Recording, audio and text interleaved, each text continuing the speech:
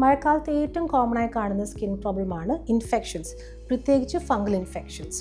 അപ്പോൾ ഈ fungal infections നമ്മൾ അറിയുന്നത് വട്ടച്ചൊറി, പുഴുക്കടി, വളംകടി അല്ലെങ്കിൽ കുഴിനഖമായിട്ടാണ്. അപ്പോൾ ഈ വട്ടച്ചൊറി ആണെങ്കിൽ സാധാരണ രീതിയിൽ ഏറ്റവും കൂടുതൽ കാണുന്നത് നമ്മൾ തൊടേൻ്റെ ഇടുക്ക് ഭാഗത്ത്, മാറിൻ്റെ അടിയിൽ, കഷത്തിലൊക്കെയാണ്. കാരണം ഈ ഭാഗത്ത് വിയർപ്പ് നിന്ന് നമ്മളുടെ ഫംഗസ് ഗ്രോത്ത് കൂടുതൽ വരാൻ സാധ്യതയുണ്ട്. അപ്പോൾ ഇതിന് ട്രീറ്റ്മെൻറ്റ് എന്ന് പറഞ്ഞാൽ ഏറ്റവും കൂടുതൽ നമ്മൾ ചെയ്യേണ്ടത് നമ്മൾ നമ്മുടെ ബോഡി ഹൈജീൻ മെയിൻറ്റെയിൻ ചെയ്യുക. നനവ് ടെൻഡൻസി ഉള്ള ഭാഗത്ത് നമ്മൾ മാക്സിമം ഡ്രൈ ആക്കാൻ ശ്രമിക്കുക.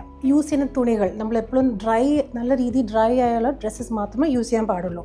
ഒരിക്കലും ടൈറ്റ് ഫിറ്റിംഗ് ഉള്ള ജീൻസ് അതൊക്കെ ഒഴിവാക്കാൻ നോക്കുക. ലൂസ് ഫിറ്റിംഗ് ഡ്രസ്സസ് നമ്മുടെ സ്കിന്നിനെ ബ്രീത്ത് ചെയ്യാൻ സഹായിക്കുന്ന ഡ്രസ്സസ് മാത്രമേ ധരിക്കാൻ പാടുള്ളൂ.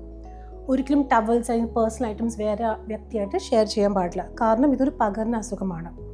നമുക്ക് ഈ ഫംഗസ് ഇൻഫെക്ഷൻ വരുന്നത് നമുക്ക് കൂടുതൽ ഒരു ഫാമിലിയിൽ ഉള്ള ആൾക്കാരാണെങ്കിലും മിക്കവർക്കും ഒരാൾക്കൂടി മറ്റാൾക്ക് വരാൻ സാധ്യതയുള്ള ഒരു അസുഖം തന്നെയാണ്.